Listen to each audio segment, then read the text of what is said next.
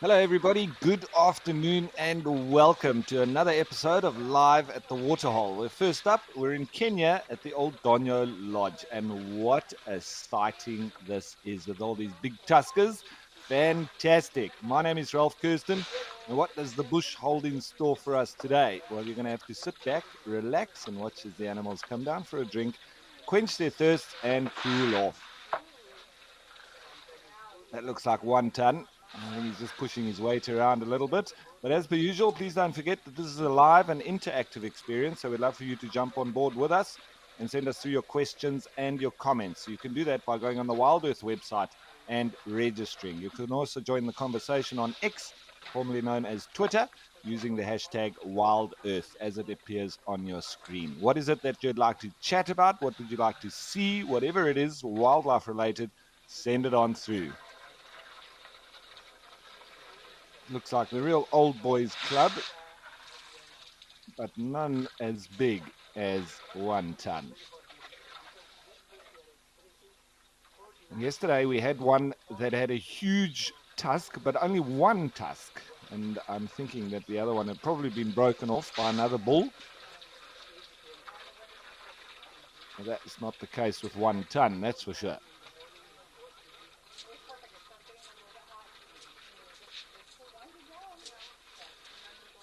It looks lovely and clear here in Kenya, but that being said, I think let's go and have a look what the weather's going to be like across all the different locations.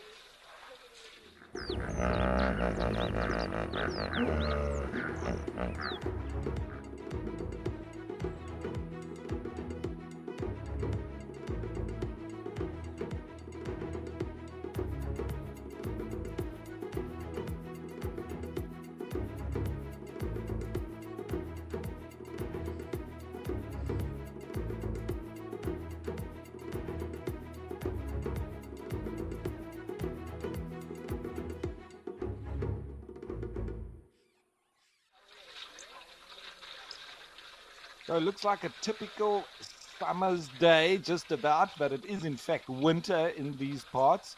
But nice and crisp, and the sun is out. So that bodes well for us. Lots of animals coming down for a drink. You can see this Maasai giraffe now wants to get in the thick of it. Seems to be thirsty. I hope the elephants are going to give him a chance.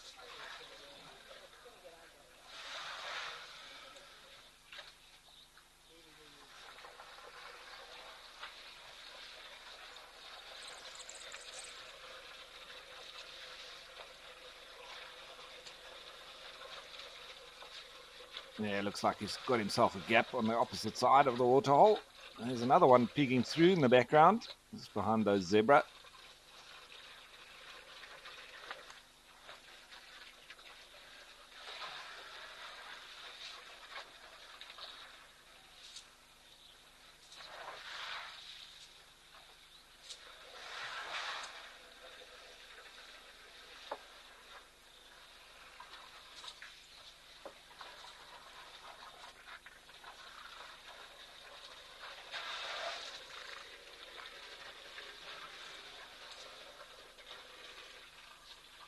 And Joanne Mello, first up, saying good Thursday. Yeah, welcome aboard, Joanne. Lovely to have you with us once again.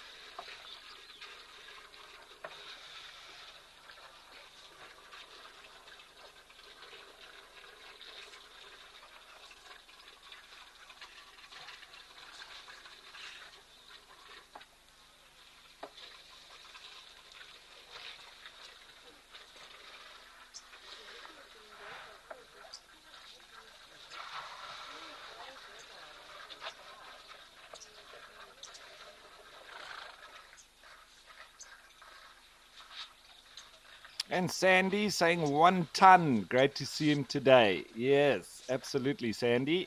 Nice to have you on board once again. Mercedes Bean saying greetings, Ralph and WildEarth crew. Bush greetings back at you, Mercedes Bean.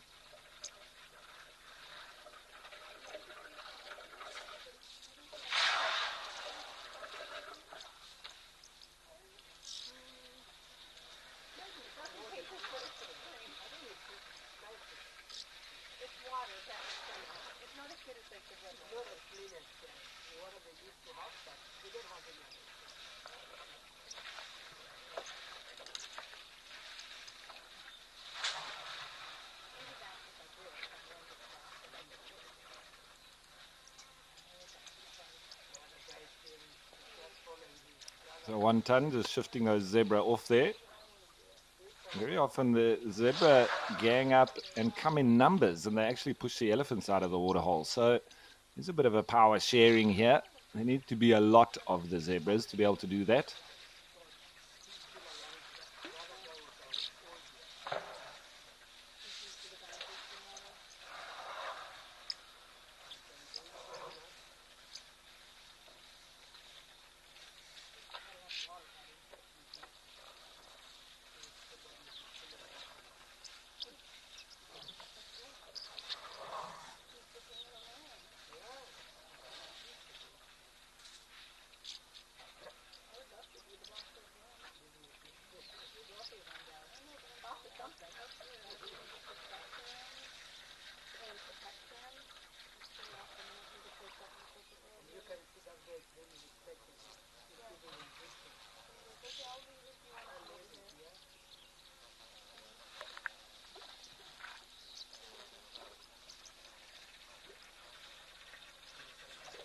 So just while we're watching these big chaps, I've been able to find a nice little blog.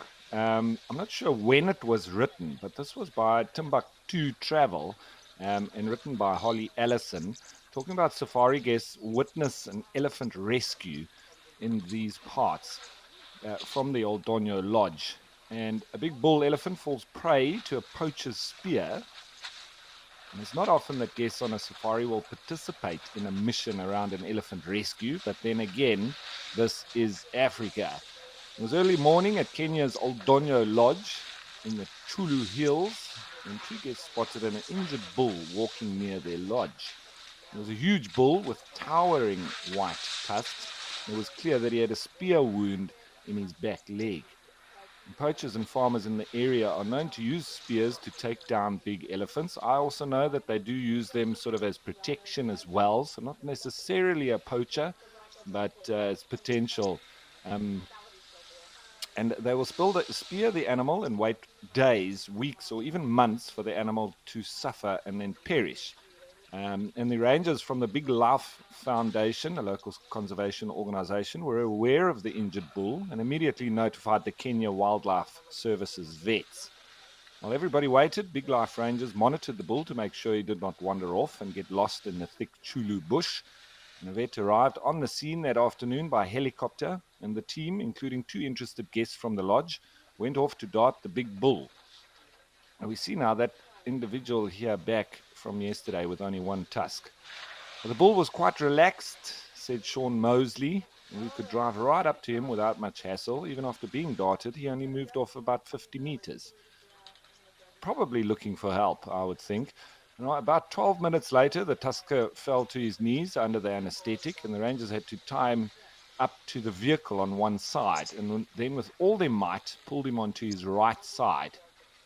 The vets started work immediately after the bull fell to his side, where they found the wound on his back left rump. They pried around in the wound to see if any part of the spear was left in the animal, and thankfully they could not find anything. But there was still concern that the fresh gash would get infected. The wound was cleaned out, and then an antiseptic clay was applied to the wound to make sure that it healed up well. And after the antidote was injected, the mighty tusker climbed back on his feet. Then a bit of drowsy stumbling, he was off. The rangers have since seen the tusker wandering in the bush, and thanks to the keen eyes of a few guests and the quick response of the veterinary unit, he will go on to fight another day. And the successful elephant rescue was probably the highlight of the two guests' Africa trip. But it just goes to show that even as a guest or viewers, as we are on WildEarth, if we spot anything, we will inform the authorities. And if you do at any stage, you just let us know. We don't always see everything. Sometimes we might miss some detail that the guests pick up or the viewers. And so please send it through and we will investigate and inform the authorities if required.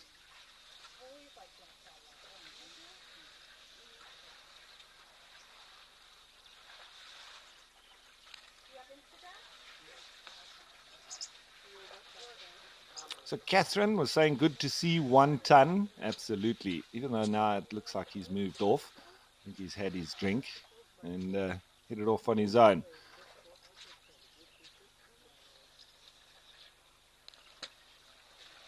And Tara was asking, good afternoon, Ralph. I wonder if one ton or the other Tuskers suffer with musculoskeletal issues due to the extra weight of the tusk.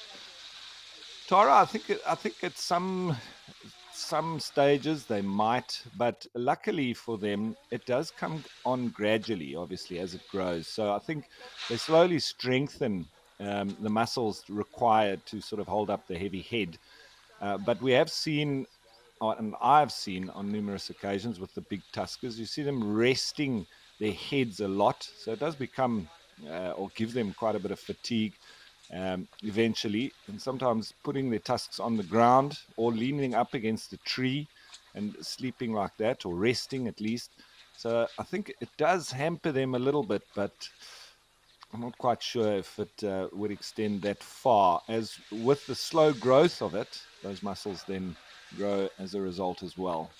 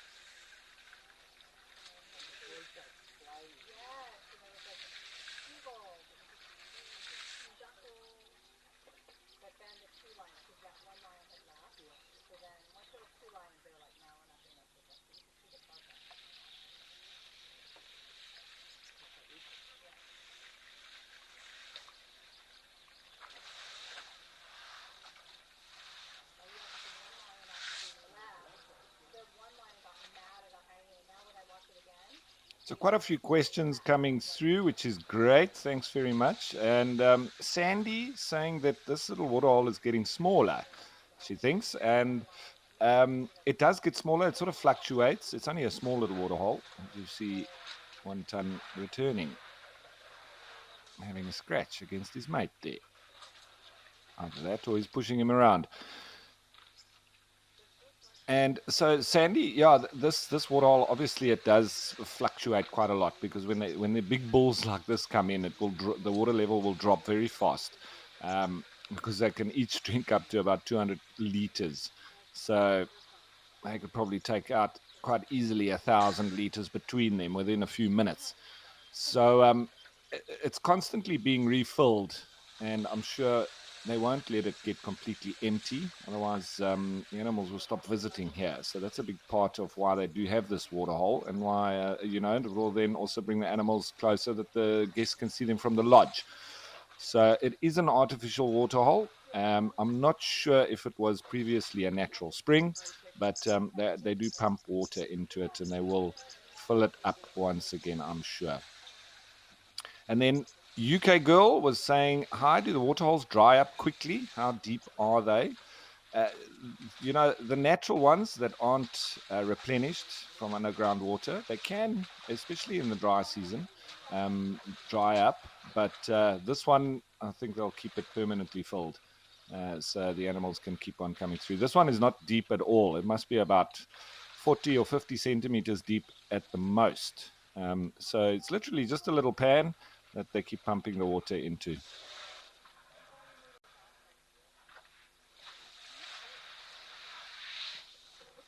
And now Catherine asking a nice question. Are there any programs to relocate tuskers to places where these genes don't exist anymore? Catherine, big tuskers didn't naturally occur everywhere. It's not sort of a gene that is across all elephants, or was across all elephants. There's still big tuskers in the Kruger. There's also still some in the Tembe Elephant region, and that part going through to Mozambique, and then here in Kenya as well. So it's sort of along the eastern side of Southern Africa and leading into East Africa, where the big tusker genetics really were and always have been historically. So they have been hunted, obviously, to much smaller gene pools, but this is the naturally occurring area that they do exist. So it's literally just protecting their genetics, and particularly, especially these big bulls themselves, because they'll be able to pass on their genetics to numerous females. And so we should have, or at least in that way, protect the genetic line. But with that in mind, lovely article from the Tsavo Trust talking about the extra protection for the last giants of the elephant world. And the Tsavo Trust's Big Tusker project, working in support of the Kenya Wildlife Services, and alongside research and conservation partners, including Save the Elephants, Tsavo Trust monitors the elephant populations of Tsavo with a specific emphasis on the large tuskers. And the term big tusker refers to an elephant with tusks so large they scrape the floor. There's a bit of argy-bargy going on here. Now, fortunately, the opportunities for witnessing a big tusker in its natural habitat is slim. As of today, there are approximately 25 individuals left in the world, most of which reside in the Tsavo Conservation Area, and as I've said, in the Kruger as well, and also then into Tembe too. And it's vital that we make every effort to protect what is arguably the last viable gene pool of big tuskers remaining. There's a number of reasons why big tuskers are so rare. Firstly, elephants with tusks that large are a natural rarity, which only adds to the mysticism surrounding their majesty.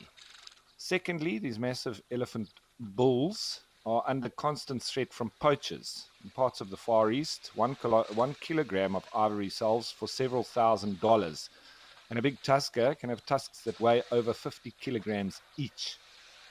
So at the Tsavo Trust, working in conjunction with the Kenya Wildlife Services and partners, we are faced with the momentous task of trying to protect these big tuskers from the ever-present threat of poaching, while also allowing them the freedom to roam in the vastness of Tsavo that is so integral to the life of an elephant.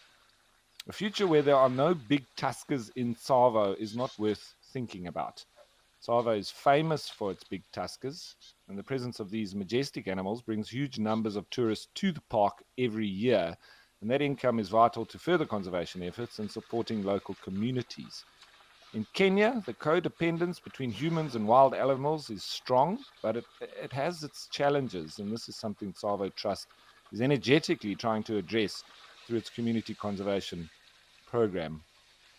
And the vast and varied wilderness of Tsavo provides great potential for wildlife growth. However, at the same time, this creates a huge challenge for effective wildlife conservation.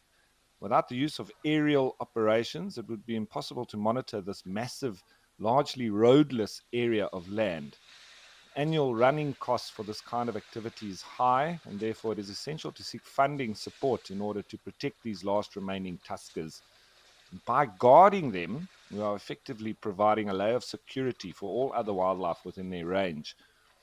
And this monitoring is carried out by Tsavo Trust's aerial unit, providing regular eyes in the sky, working in tandem with ground protection teams who provide eyes and ears on the ground.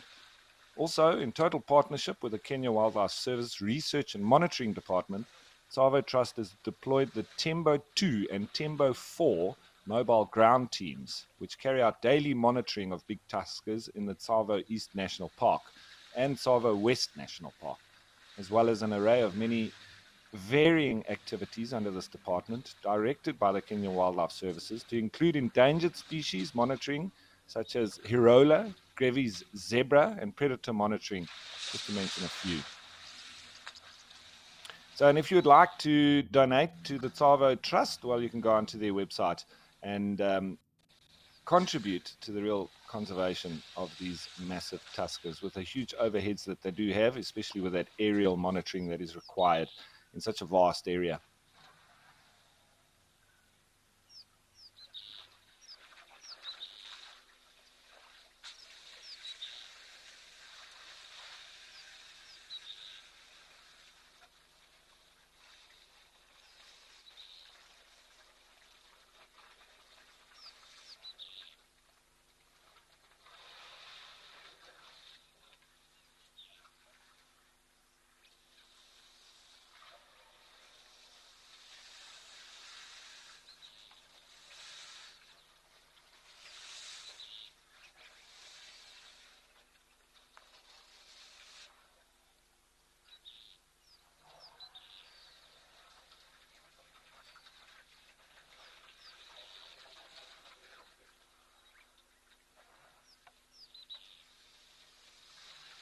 It's a lovely, peaceful scene. I don't like it when they get angry with each other. It's very powerful, but you always know, and they run the risk of injury.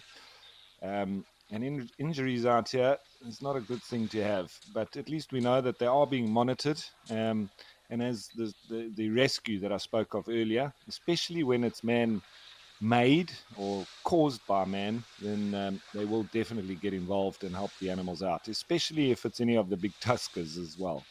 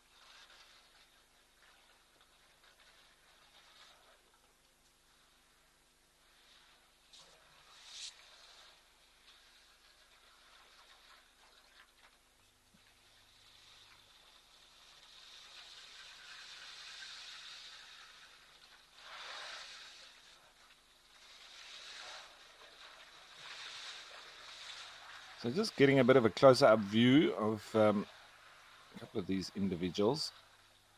See their 1 ton moving around the side now. Definitely that one with only one tusk. That is a big tusker as well. I wonder how big his other tusk was, though, if it was the bigger or the smaller of the two that broke off.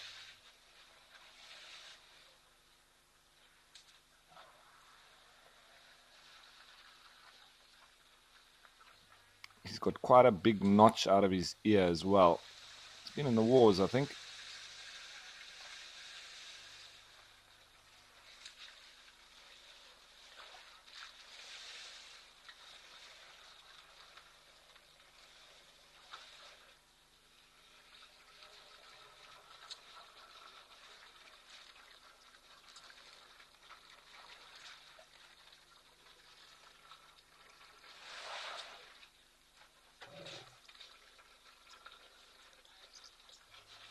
See, I wonder how old or how long ago that tusk was broken off. You see, it was just blowing dust onto that area and then did touch it as well.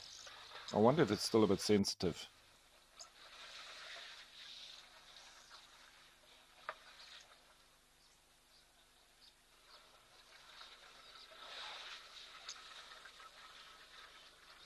But this is just absolutely stunning with all of these bulls here. Still haven't seen any breeding herds coming through. It's only the bulls that we've had.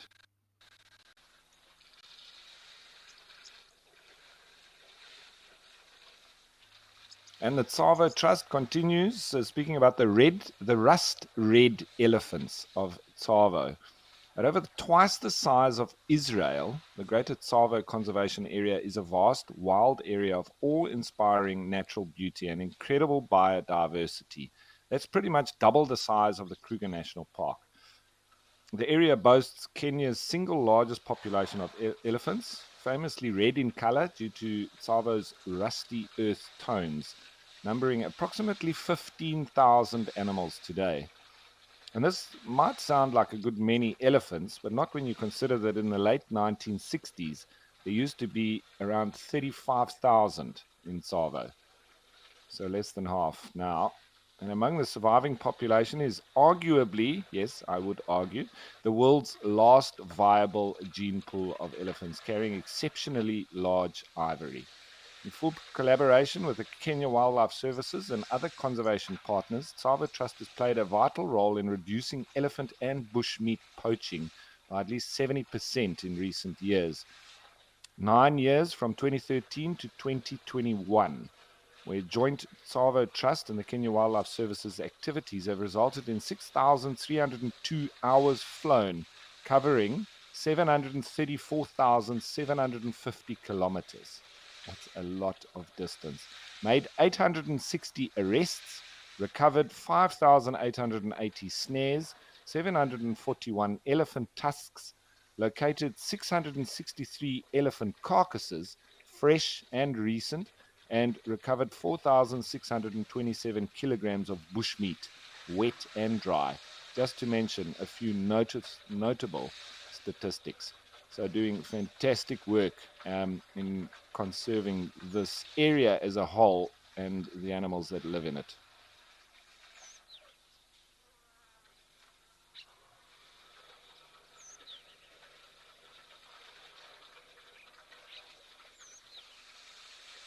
So in Sanjeev Roy was saying Kenya has got some of the scenic, naturally beautiful game reserves, small in size but mesmerizing. Mount Kenya is one such. Yes, absolutely, Sanjeev Roy. Although this wilderness area is massive, as I've mentioned, around about double the size of the Kruger National Park.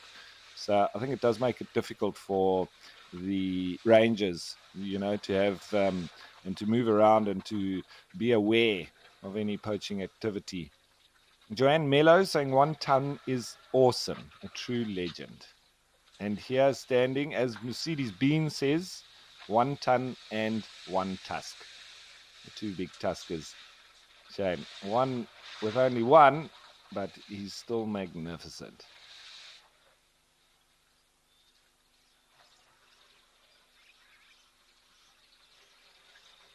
I think this could potentially cause a bit of unbalanced sort of issues for this one tusk, because now he's only got the weight on one side.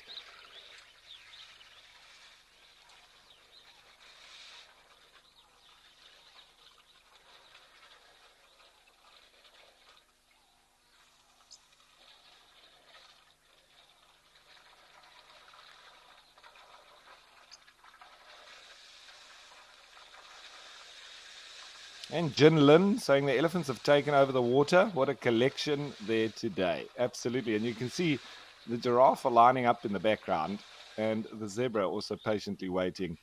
They're not going to be shifting this old boys club. I'm pretty sure of that.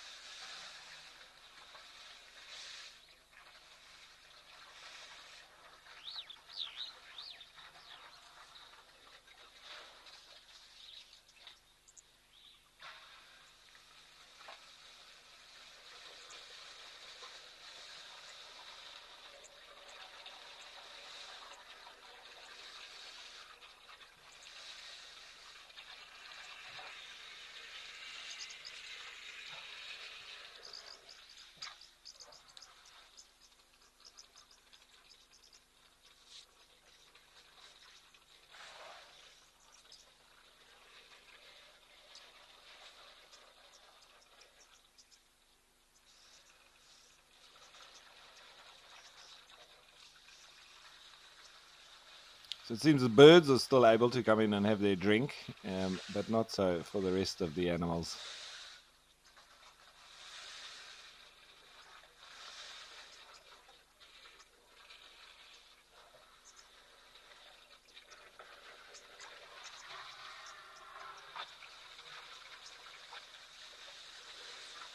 So UK Girl was asking, do we know how old one tusk and 1 ton is or are? They have so much character. Thanks. UK Girl, I don't know much about one tusk, but 1 ton, apparently the story is that he appeared from nowhere, and they don't know where he came from. So they don't know where he was born and when, but just from his size, they're estimating that he's in his 50s. I would think that potentially one tusk is a little bit younger. His tusk isn't quite as big. It's not always the case, but maybe his early 50s, where 1 ton, I would think, is probably in his mid 50s.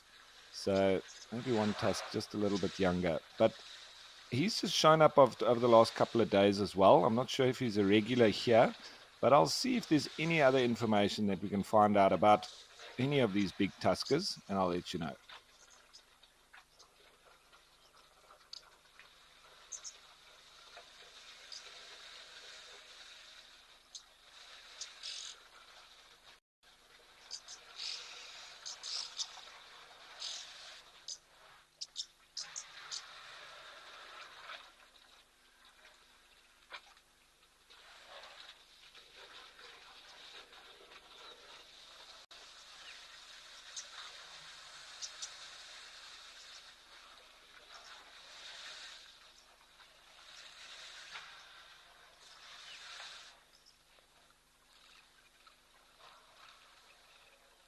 All right, so what a fantastic start we've had here at Old Dono. We're going to keep an eye on this waterhole, and we can always jump on back here because this is just an amazing sighting. But for the time being, we're going to head on back to South Africa, KwaZulu-Natal, and the Tembe Elephant Park.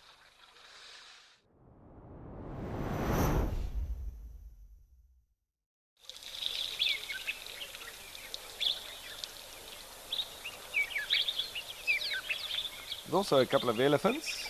See one off on the left, and a little group of impala. It seems to be a sort of daily occurrence here. Impala like it here as well. And the elephants really enjoy this waterhole. It is really filled up now.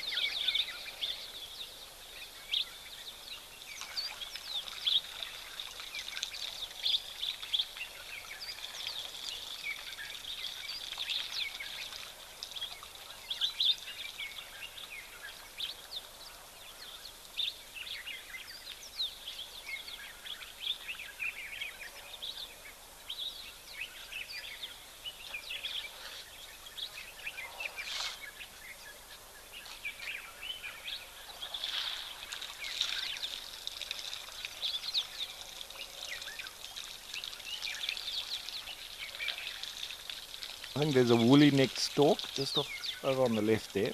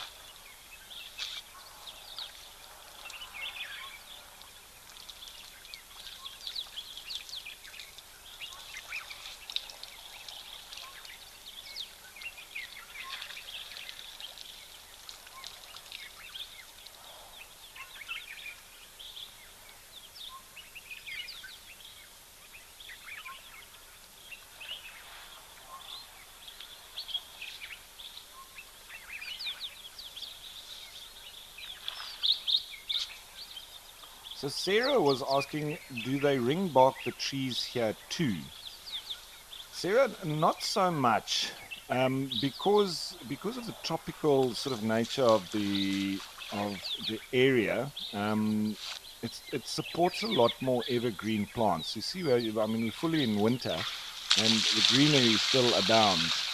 So the elephants have a lot of food availability, and they don't then get into the bark of the trees as much in winter as they do in the Lowveld area and in Madikwe, because there's a lot more deciduous trees, and it's seasonal, so losing their leaves, etc. There's a lot less food available for the elephants, and so they go looking for that inner cambium of the tree itself, which is very nutritious. And that's then when they start stripping the trees, and sometimes then they also ring bark them, and it can be quite destructive for especially those big trees, but it's just because of that food availability. So along the east coast, that would be in the Eastern Cape, the elephants don't generally ring bark the trees as much, as well as up here into KwaZulu-Natal and into Botswana even. A little bit more there, um, but definitely up into Kenya, they've got very tropical. So there's plenty of food, and there's no need to go in and starting to get into that inner cambium of the bark.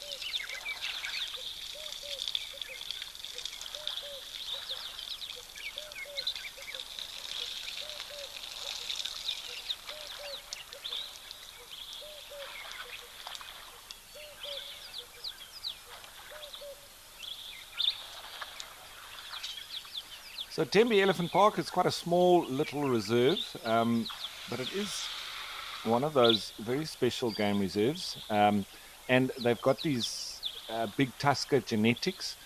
And what's also special is you do have the chance of seeing a little Suni, which is one of the smallest little antelope. It's between the Damara Dik, the Suni, and the blue Dacre that are the smallest.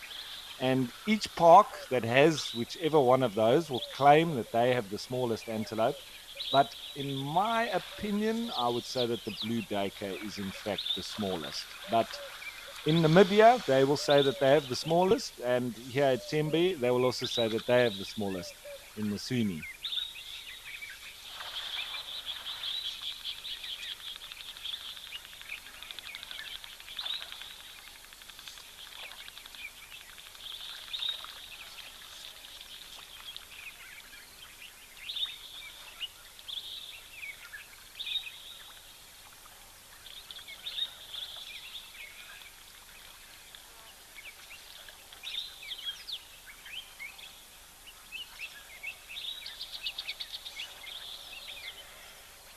Yeah, dark cat bulbul calling, and I think there might also be a little somber green bull in amongst it. You see there the woolly neck stalks just next to this elephant. And then in the water, looks like common moor hen. Might have some little chicks with it.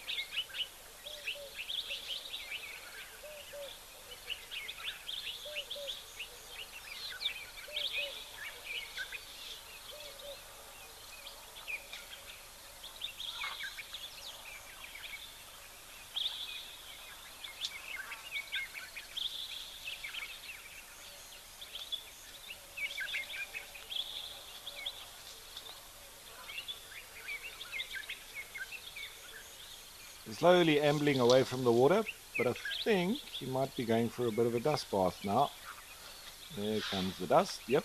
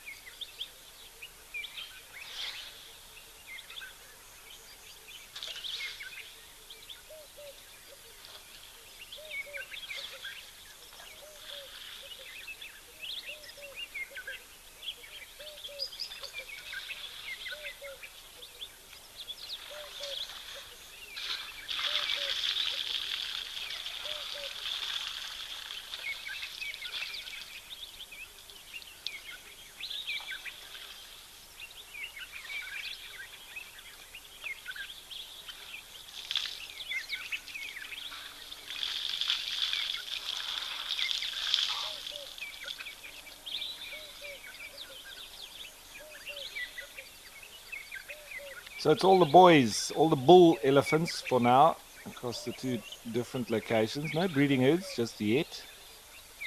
I'm hoping we'll get to see some of the little youngsters playing around in the water. That would be lovely.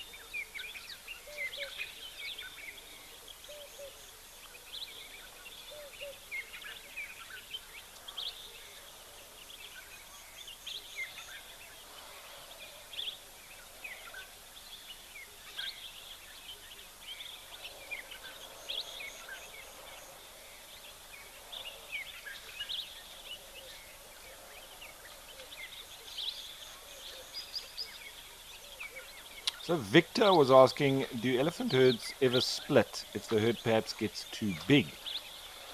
And yes, they can, Victor. They do split.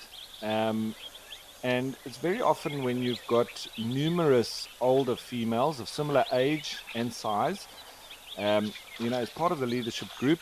And then as the group gets bigger, I think there's a lot more decisions to be made for the better good of everybody. And that's when I think they start to have disputes within that leadership group. And then you start to have some of them that might move off very often just in a very small group. So you don't have a real split down the middle. Not that I've noticed. It's more sort of breakaway herds that start to, leave with one of the elders and part of that management group, if you can call it, leadership females that would then move off and then begin her own herd as the matriarch.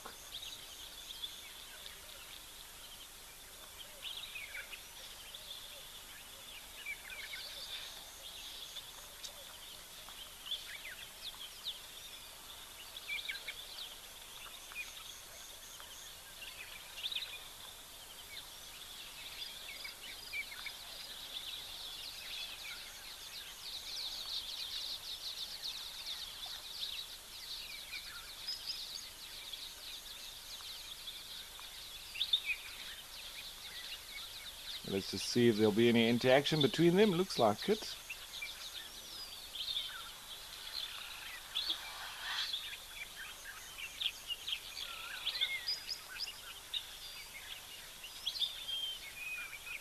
Oh, going to join him for a dust bath.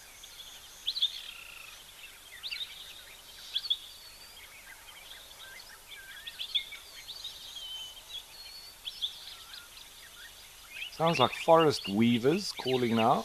It's a very melodious whistle.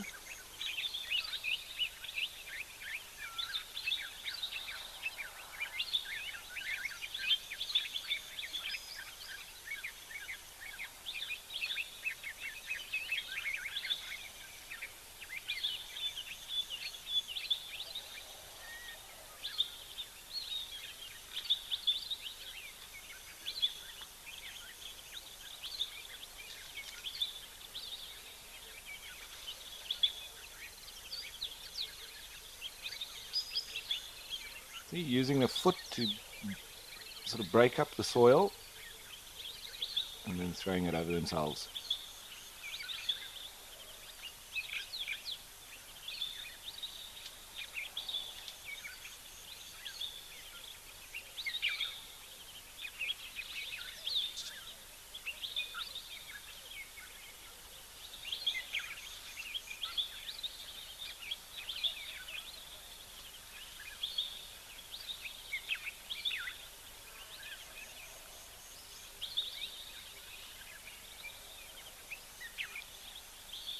See, also hanging his trunk now over his tusk.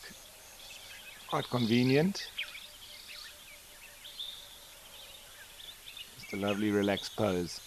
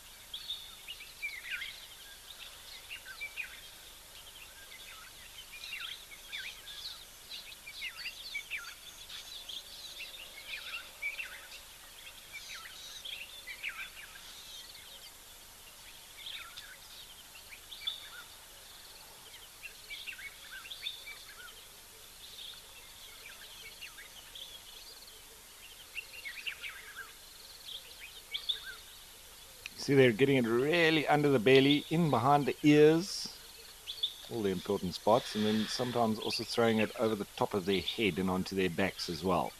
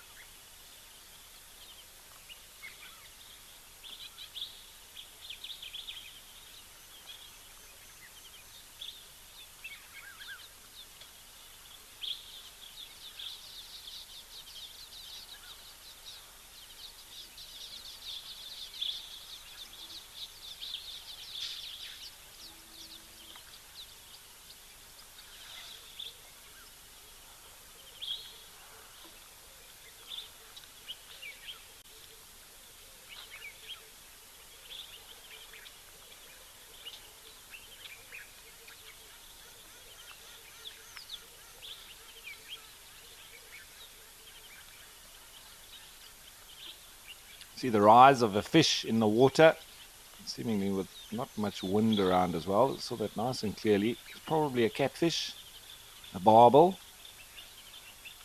Farius garipinus is the Latin name.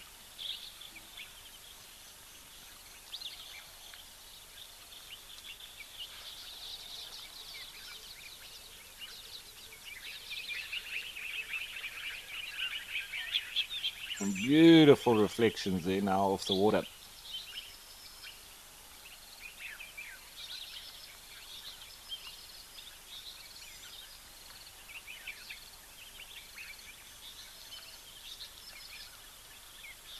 That is stunning. I think that would make an amazing photograph.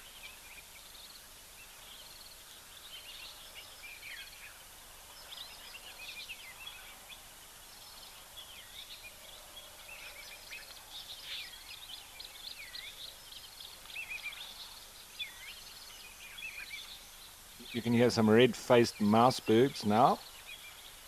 Beep, beep, beep. Also cooperative breeders, so normally in family units.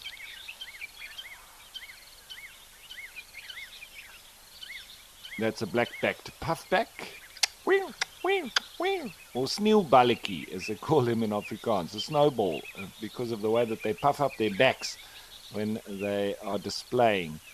So that's when the name comes from, the snowball, sneeuwballetjie in Afrikaans.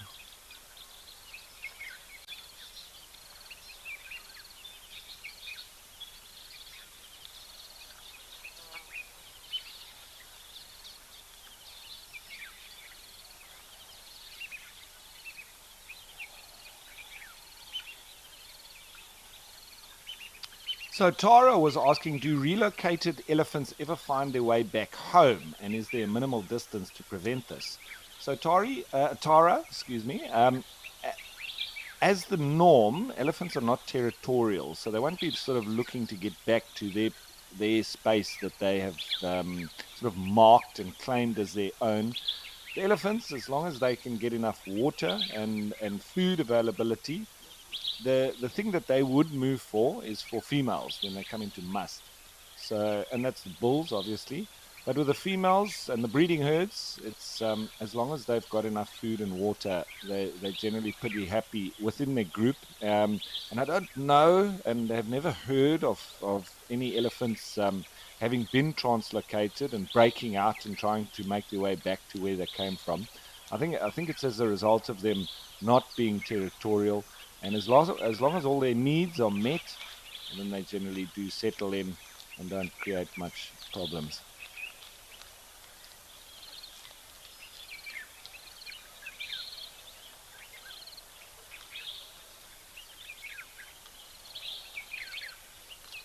I do know of elephants leaving the Etosha National Park because on the western boundary, in the past, there was quite a few sections of the fence that were actually down.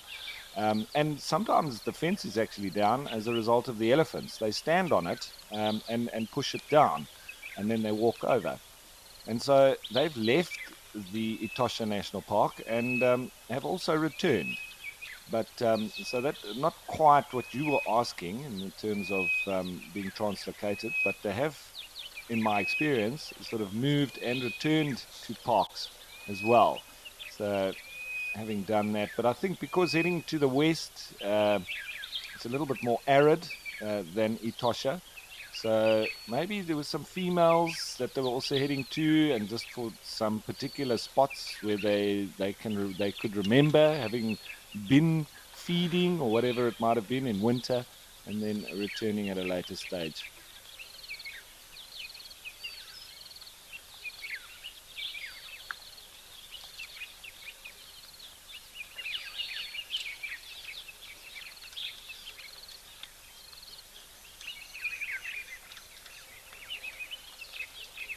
Okay, so nice stop in here to see these big bulls here in Tembe. You see the fish rising again there on the left. Pretty sure that's a catfish. They don't have fully developed gills. It's almost like they've got half lungs, half gills. So they do need to take little sips of air. That's why they rise so often. And if you had to put a catfish in a net that they weren't able to come up to the surface, they literally drown, which is quite strange for fish.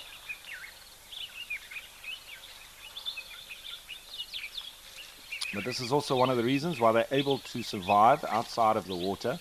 As long as they stay moist, they can literally walk between ponds if they need to as well, because they've got spines on the side, and they use that as a sort of almost legs as they slither through the wet grass at night.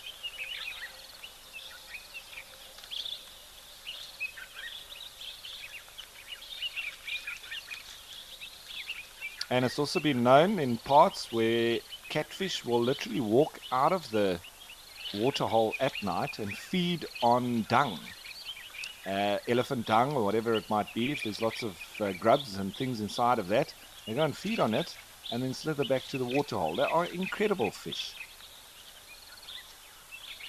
A little group of warthogs.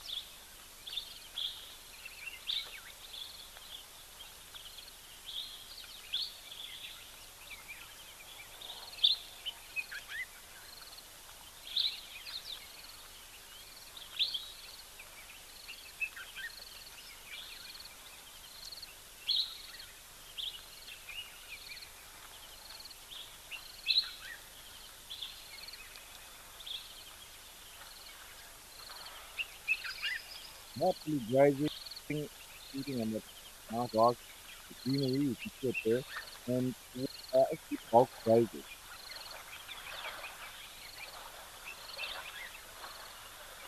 So they can actually feed almost as much as zebra do, and so they can quite easily overgraze areas. It's important that you have a balance of predators that will take warthogs out. And in parts where there's not enough predator, what we call in conservation wildlife management is a simulation. You need to go in and harvest warthogs, because otherwise they can have a huge detrimental effect to areas, especially when they can have up to 8 piglets each time that they give birth, and they can give birth up to 3 times a year. So you can understand the exponential growth and of the size of the population, and then obviously then being bulk grazers, they can have a huge impact on the grazing.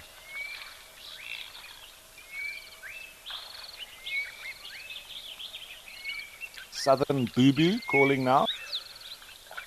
Beautiful call.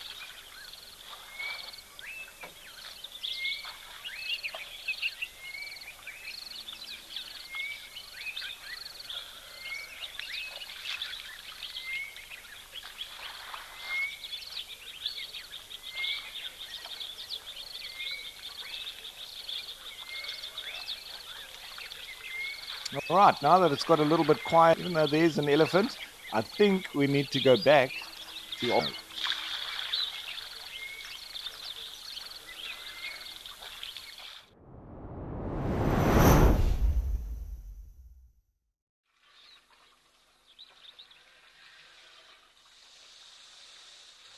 Where the old boys club has gotten even bigger. This is very special. So let's enjoy this. You can see some wattled stars in front outside of breeding plumage.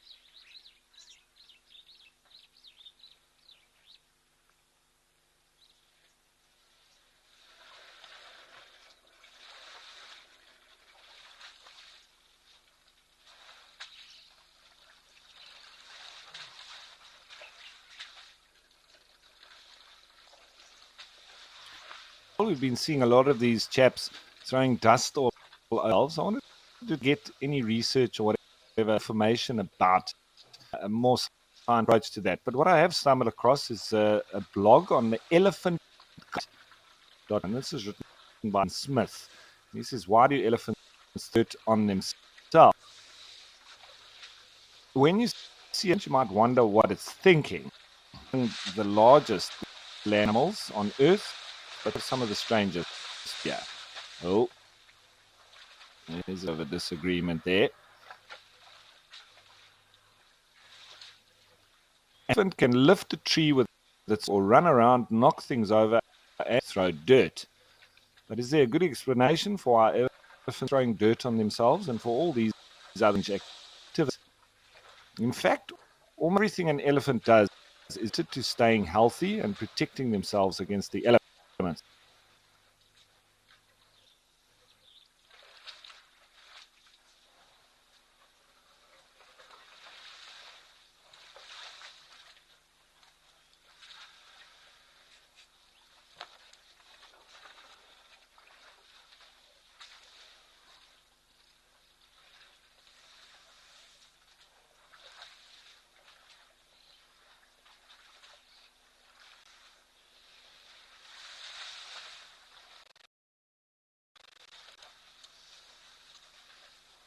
These bulls, they seem to argue a little bit about where the fresh water is coming out.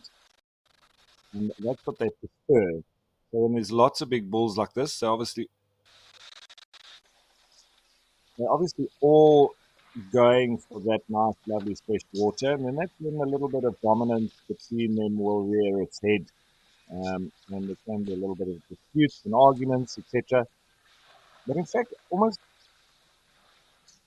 an elephant is one of the most fascinating animals in the world. And they're known for their size and their intelligence, as well as their social behaviors. But what exactly is the reason why elephants throw dirt on themselves?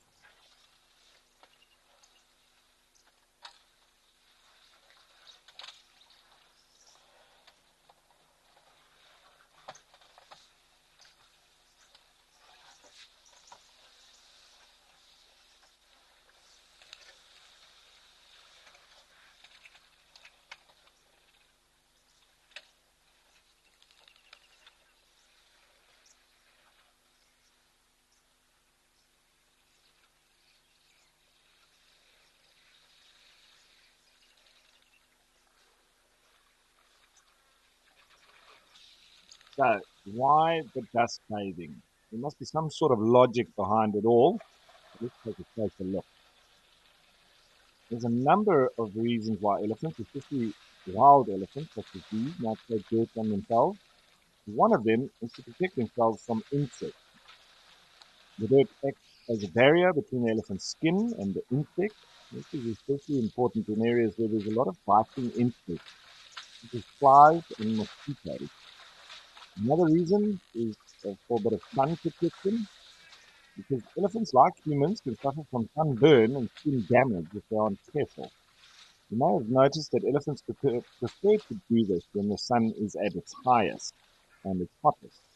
It's also believed that elephants use mud baths as a way to cool down. This is definitely evident, especially the way that they get it in behind the ears. When it's hot, the mud can act as a sort of natural sunscreen and heat protector, and when it's cold, the mud bath can keep the elephant's skin warm. So this is also why you see the elephants throwing mud on themselves in both hot and cold weather. But why do elephants throw dirt on themselves and dust? The most common reason why they have dust bars, as we say, from those biting insects. They try to pick up the dirt, grass, and sometimes other materials from the ground and throw it on themselves, creating a barrier between themselves and the insects. Often seen as well during the breeding season when many species of insects are attracted to the smell of the male elephant skin.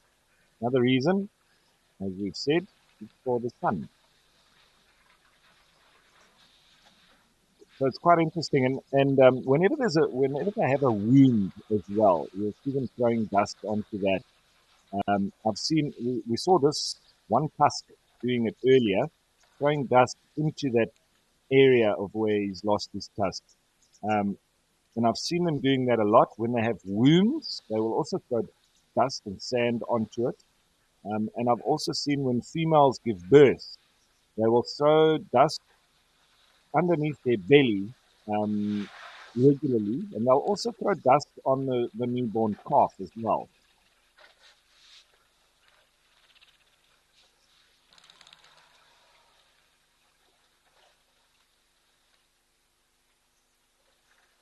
I think you could say that they really are sons of the earth.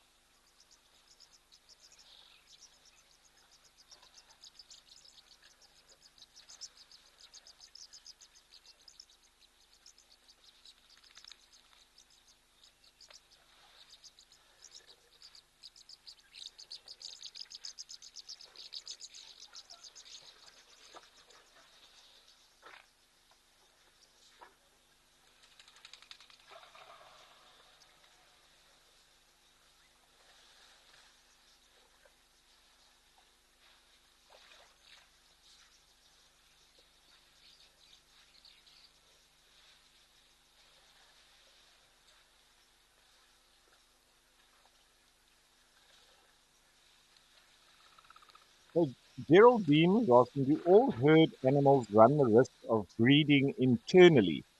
So what I think you're asking is if herd animals could inbreed. I'm hoping that's what you're asking, Geraldine. So yes, I mean there is that potential, but that I think nature sort of prepares for that. And with the males being so aggressive towards each other, as soon as the young males become mature and they obviously start smelling of testosterone, becoming boisterous, getting interested in the females, they get chased away by their fathers and the males that are anywhere around. So I think in so doing, it does give that bit of a safety net of pushing them away from their natal herd where they were born. And so it does help in alleviating inbreeding.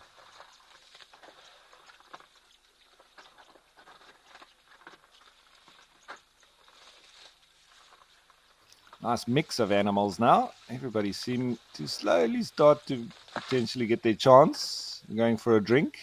The zebra are starting to push forward now, and so are the giraffe.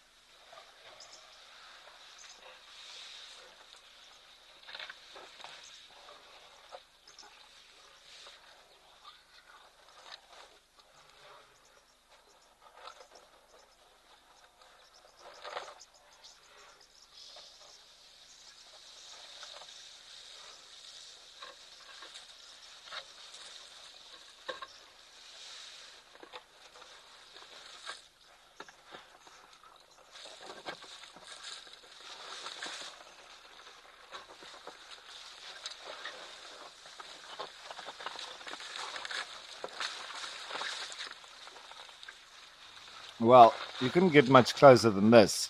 And looking underneath an elephant at the rest of them, that is a wonderful angle.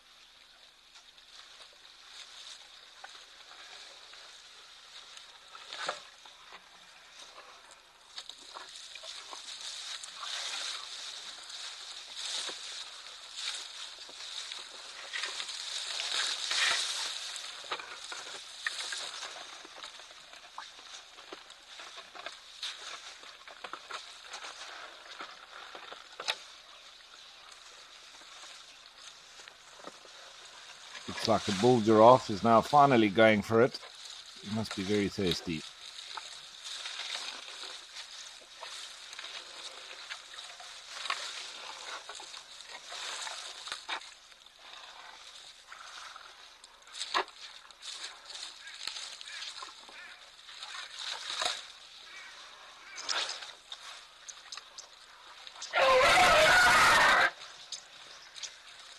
My goodness. Well, there was a real disagreement. And everybody's running for the hills, especially the zebra.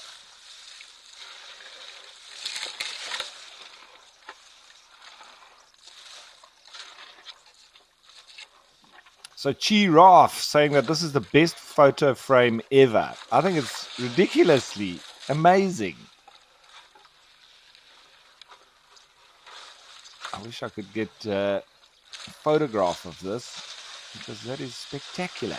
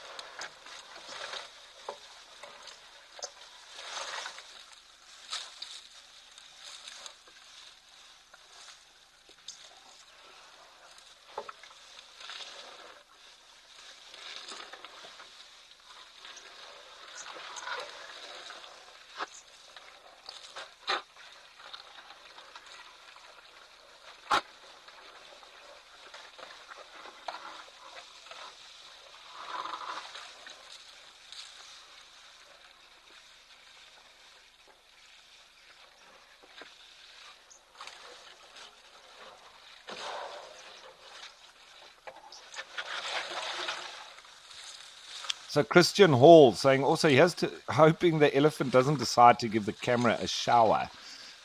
Yeah, I think that would change things a bit. I hope he doesn't kick it either. That would probably end our transmission from these parts. But also saying that almost makes you want to reach out and scratch his belly. He's close enough, isn't he? I want to pull one of his hairs out of his tail. I don't think he'll take lightly to that, though.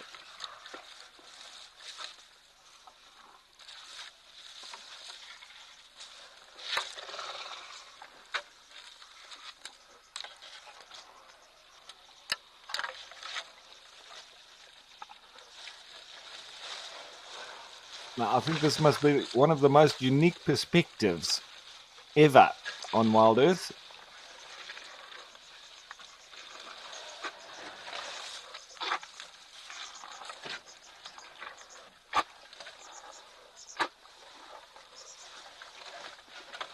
Well, we were talking about the elephants being in must yesterday, and sometimes they actually, especially when they're older, they can stay in must for very long periods of time. And then they get this green film over that penis sheath, and it really stinks. And it stays like that for quite some time as well. So that's the part of the penis that I was talking about yesterday, and where the film, that green film, which is very musky in smell, occurs.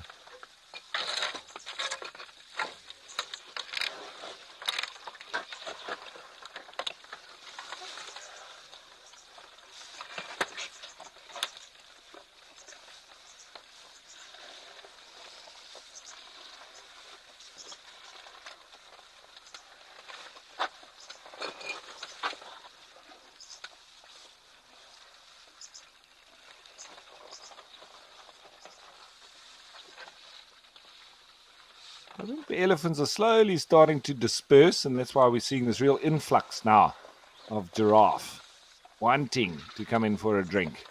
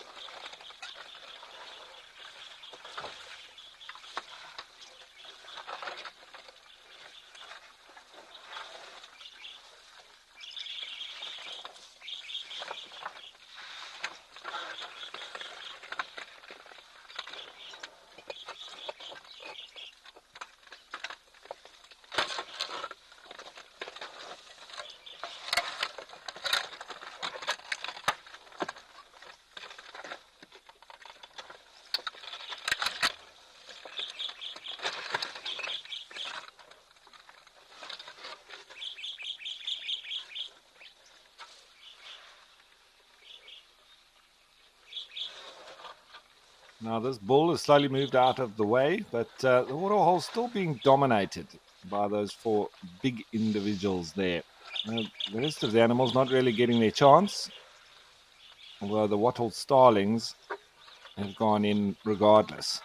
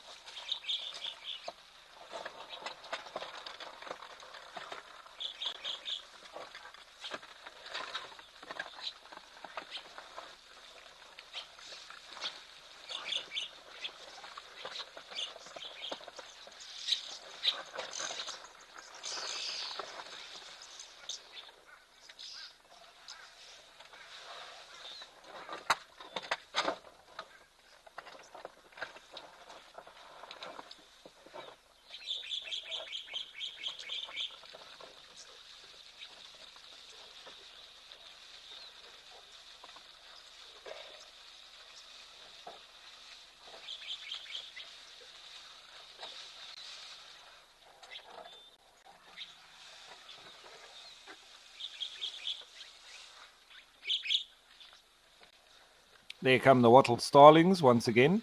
It's amazing how they transform when they go into breeding plumage as well. Their faces look completely different. They get this like little black helmet and then a very yellow eye or around the eye. And it's crazy. But now they look very bland. They don't have those extravagant colors. And the zebra now finally getting a chance.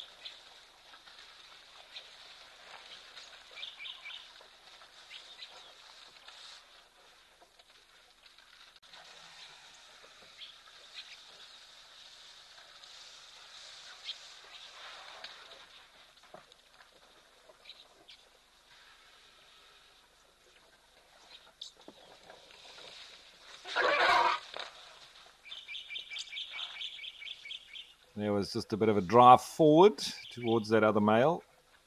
I wonder if it's just one that's causing the trouble in between them. But once again, there's two spots, I think, where the water comes out. One on the left there and one on the right. And so they're being dominated by the bigger, more dominant bulls. The other ones are trying to get in there. And that's, I think, when they push their luck a bit too far.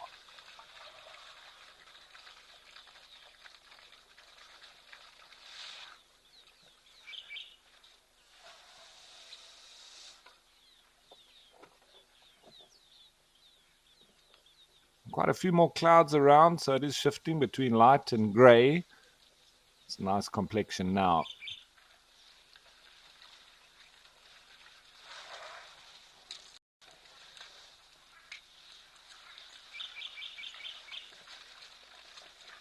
So Joanne Mello saying that the watering hole is a little dry. They need rain bad, I guess. Joanne, I wouldn't say that it's too dry. I think it's just because there's been maybe a lot of activity, but they will be replenishing. I wouldn't be surprised if even by tomorrow the waterhole's nice and full again.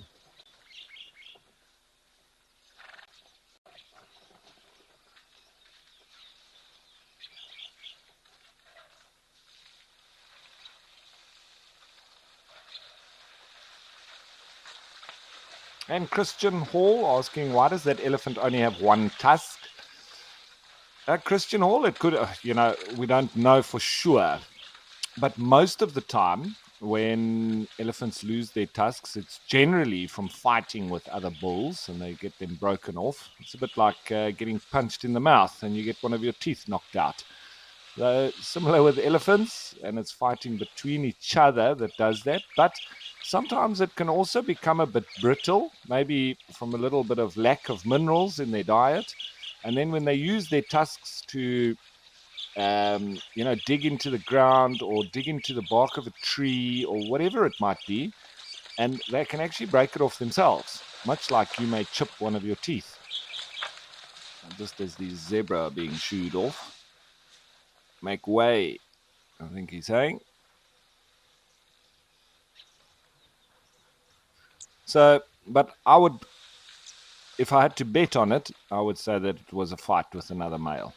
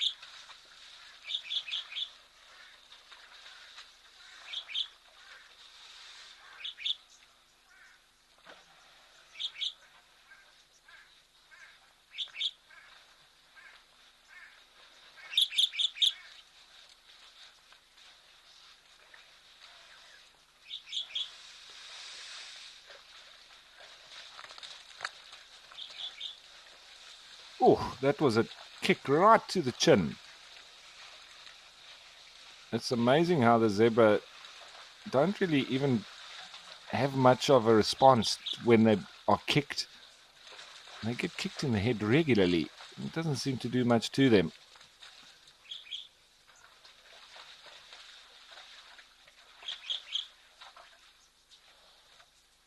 I think if it kicked a person in the chin like that, he would have been knocked clean out cold.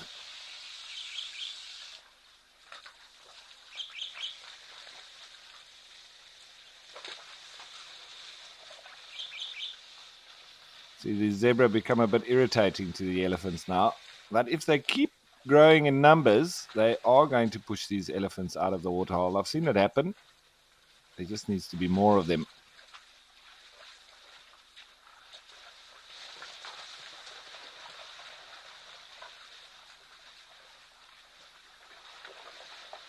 So Darkmane Lava asking a question, how can a researcher say that an animal does not feel pain while being bitten alive into pieces from predators?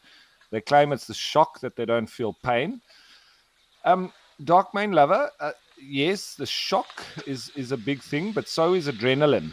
I think adrenaline is probably nature's anesthetic because it's a known fact, and I mean, I've experienced this myself. When you have big trauma, and obviously as a result of an accident or whatever it is, during that phase and the initial phases, sometimes it can last, half an hour to an hour, and then only then do you slowly start to actually feel the pain, and it's as a result of that real spike in adrenaline, and once that starts to wear off, then you start to feel the pain. I've also had it with, playing extreme sports, rugby, also downhill mountain biking, having big accidents and big trauma, but only feeling it after the game or after the ride.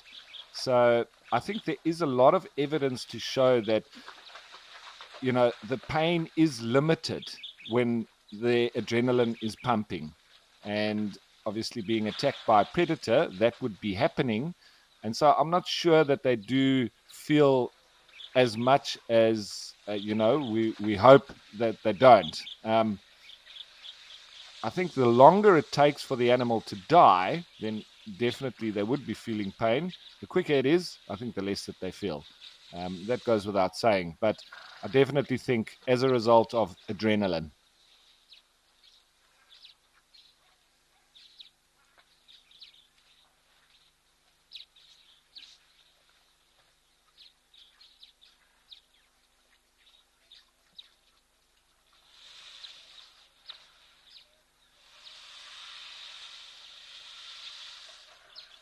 So Joanne Mello saying that she got kicked by her horse once, and it hurt like very, very much. And Joanne, I've been kicked by my donkey. It kicked me in my chest. It knocked me clean off my feet, and I landed about 2 meters away.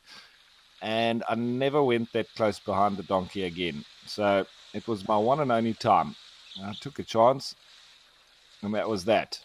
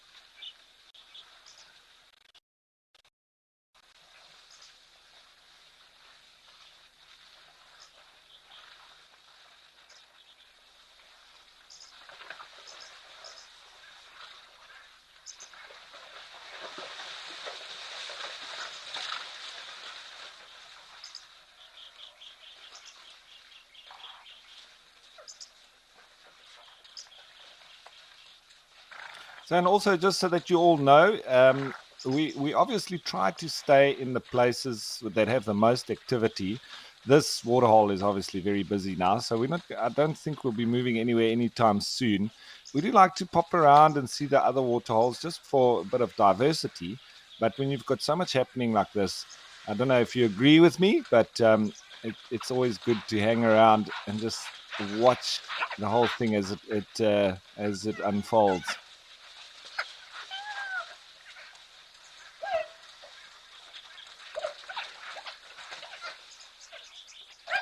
See that one biting the other one.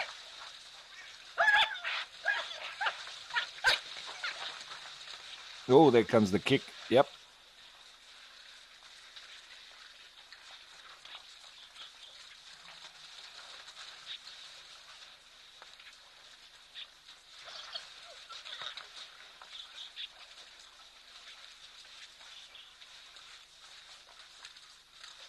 And they're incredibly accurate with that kick as well.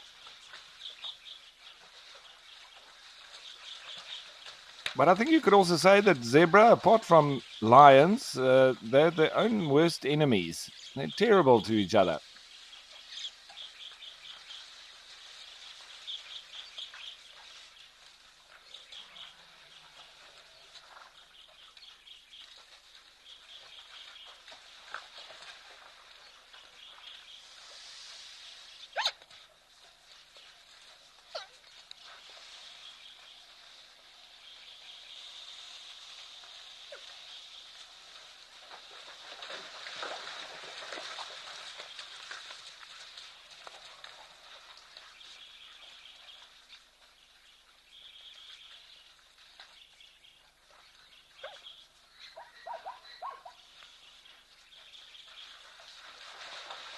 So Rebecca Bishop was saying that zebra are actually more closely related to wild asses or wild donkeys than they are horses.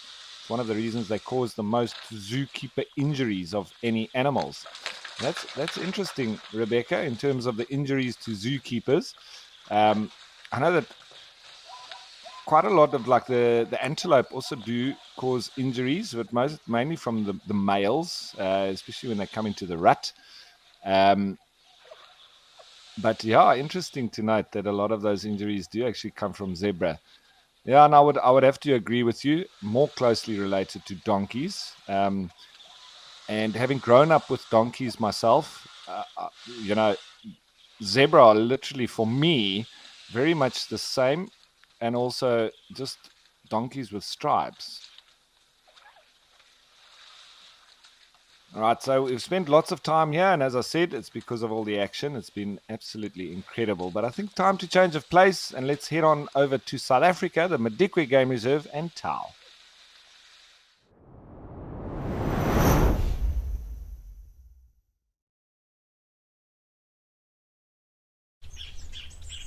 With some more elephants, but for the first time today, a breeding herd. Looks like a reasonably sized one as well. You can see the South African shell duck there on the right. That's a male with the grey head.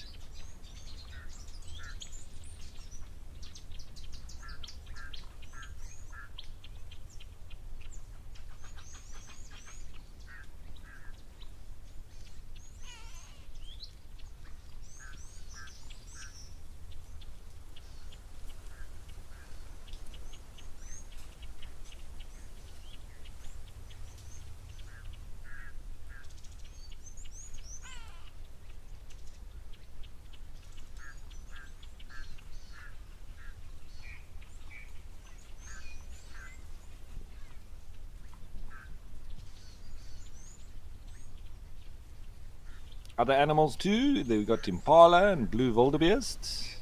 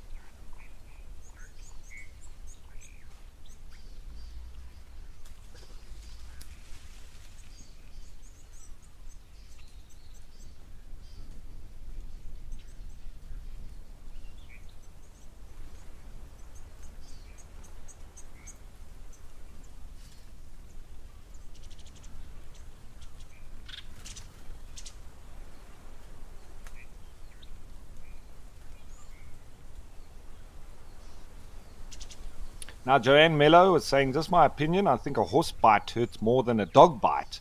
The horse's teeth are flat and hurt a lot more. I think so, Joanne. I'd have to agree with you, and I think there's a lot more power in that bite. It's more of a crushing, bruising than a piercing bite that you'd get from the dog. And I would have to agree with you there. But with the zebra, you see them biting each other a lot, and you never see any blood or any chunks coming off. I think they're obviously very thick-skinned and used to it. It doesn't seem to bother them that much.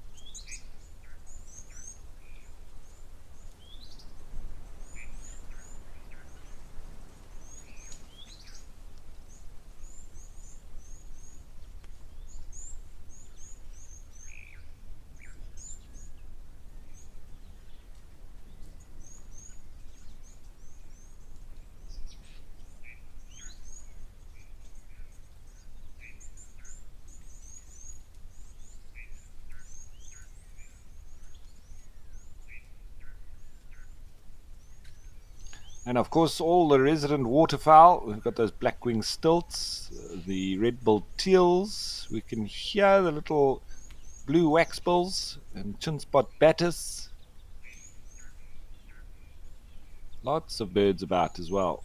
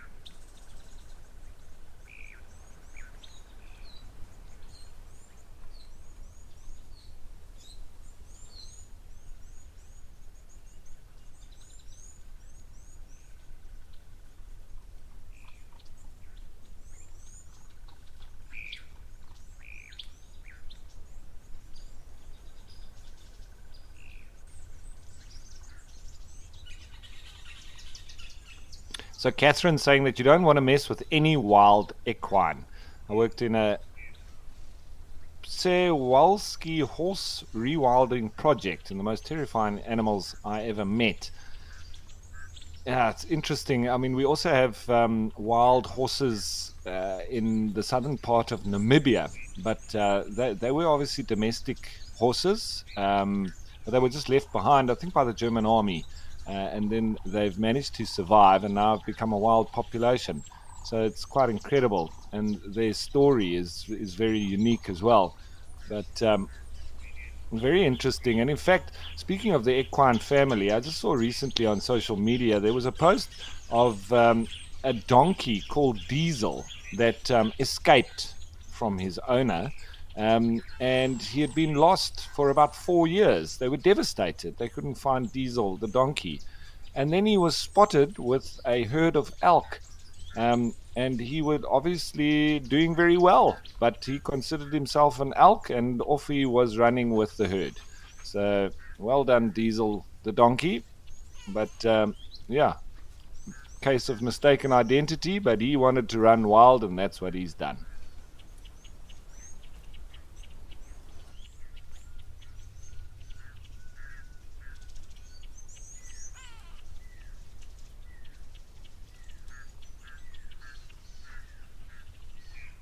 There's this pearl-spotted owlet calling in the background.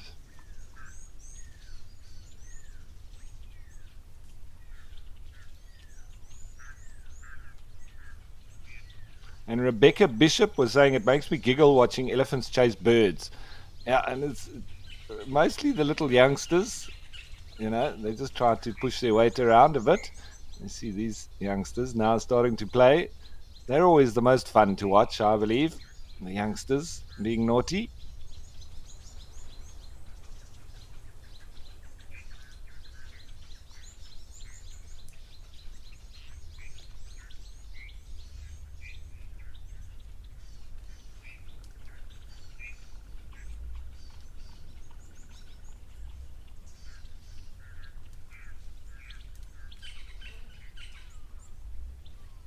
There's a red-billed buffalo weavers calling now.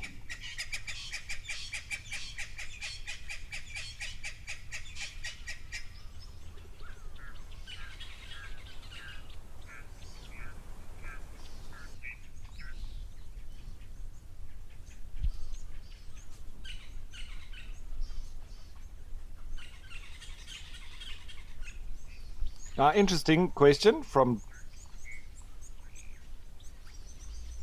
Dark Main Lover, but I'll carry on with that just after the break.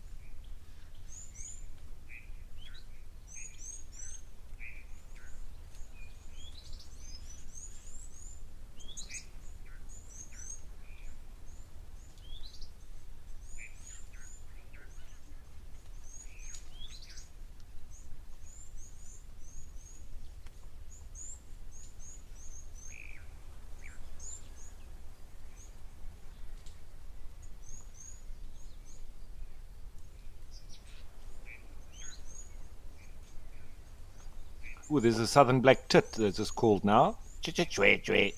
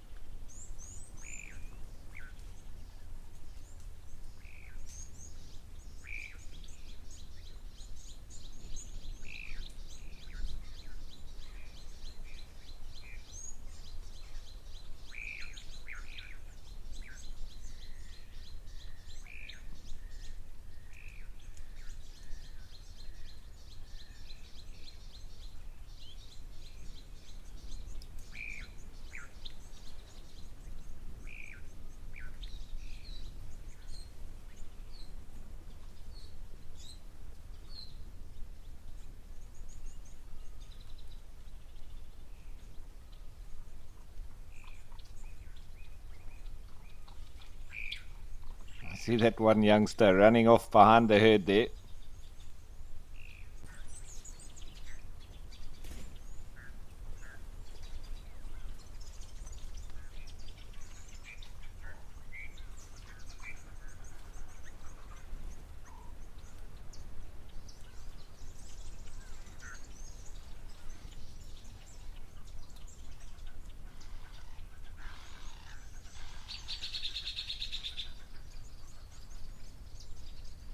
All right, so I think without further ado, that was a lovely stop in with this nice little breeding herd, but it looks like they're slowly all moving off.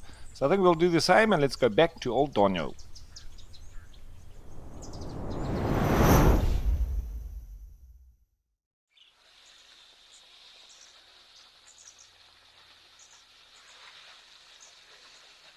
So Dark Mane Lover was asking, Ralph, what animal has the most painful bite of all? Dark Mane Lover, I don't know which one would be the most, but I'll go through a list of very painful bites. I just had a quick little bit of research online, and it seems like the platypus is actually one of the most painful bites. But I've never known anybody that's been bitten by one or have any understanding of it. I'm on the wrong continent. But in terms of Africa, I would have to say, now I'm just going to say all of the ones that I think are extremely painful. And a puff adder has to be up there with one of the most painful bites in Africa. And you must also remember that with snakes, cytotoxic snakes are extremely painful. Neurotoxic snakes are, you almost don't feel anything. You'll feel just the bite from the actual fangs, but it's pretty painless in terms of the venom. But cytotoxic snakes are extremely painful, and a puff adder is extremely potent cytotoxin. So if anybody's been bitten by a puff adder, they will tell you it's one of the most excruciating pain that you can imagine. And so painful that people are willing to put their, whichever part has been bitten into scorching hot water. And even the burning of the water is not as bad as the pain from the bite, but it does help to neutralize the protein within it. And then the reverse for spiders. So cytotoxic spiders, you don't feel, or very little anyway, just the sort of prick from the bite. But neurotoxic spiders are extremely painful. And they say, I've never been bitten by one, because, and you'll know if you've been bitten by one, but black widow spiders, which are quite potent neurotoxin, are extremely painful. So you know about it, and that's obviously us as guides. We have to be quite good with our first aid, and we have to understand the symptoms for, especially myself. I've taken many big groups into very remote camping safaris, so sometimes we're 3 days away from the closest hospital. I'd have to know the symptoms of the bites, and so that I would be able to identify whether it's cytotoxin or neurotoxin or hemotoxin, and whether it was a snake or a spider. So, that obviously I can prepare the hospital or the doctor or whatever if I'm running an emergency. So those would be two. Then obviously the Transvaal thick-tailed scorpion is one of the most painful scorpion stings. It's not a bite, but yeah. So in terms of that, these are all venom related, though. So just from the pure bite, I would think that a crocodile's bite, they do say that is one of the most powerful jaws out there, coupled with a hyena. But you're just going to lose meat. So, I think both of those would be extremely painful. Just thinking of anything else. Oh, the African python. Although it might not hurt sort of extremely at the time, it does, because of the bacteria in their mouths, lead to heavy infection that could become very painful and can even turn gangrene. So those would be my picks. And I've been stung by a spider hunting wasp on my forehead. I've been stung by a few things on my forehead, and between a honeybee and a spider hunting wasp, I would have to say, probably two of the worst things that have stung me on my forehead. But yeah, so anyway, with that being said, what a wildlife spectacle we have had here at Old Dono today, and it seems like it continues. But we're just about at the end of the show. But for you, please don't go anywhere, because there'll still be lots of action coming your way, and there will also be the Sunset Safari later on. So I hope you'll all enjoy that, and maybe you'll see the Kambula male lions and whatever else. But I'll be back here again tomorrow, same time, same place. So I hope to see you all back again. And that's it from me for now, folks. Give it horns, bush greetings. Cheers.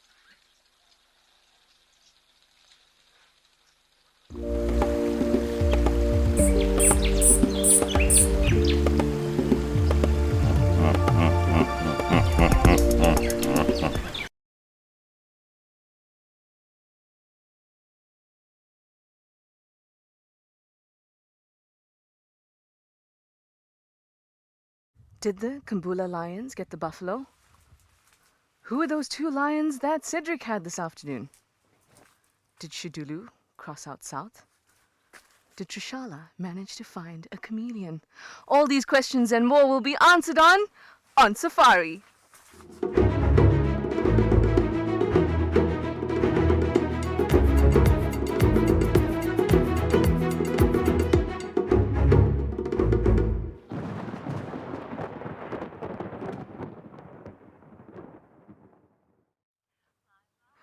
Hello, everybody. So many burning questions. It's been quite an exciting past 24 hours, and today we're going to go through all those highlights. It's me, Trishala, by the way. I've got Mpo on camera. We always have the creative openings when Mpo is on camera. Unfortunately, he didn't want to appear in this one. Yes. But it has been a very, very exciting past 24 hours. We've had lions on the property, hunting buffaloes the most of yesterday, both the morning drive and the afternoon drive. This morning we had some leopard luck and some more lions. Did manage to find a chameleon as well, which I can't wait to show the kids during kids drive. Oh, and yes, there's also Amakala. Amakala had some excellent sightings as well, and we've got a clip from them also.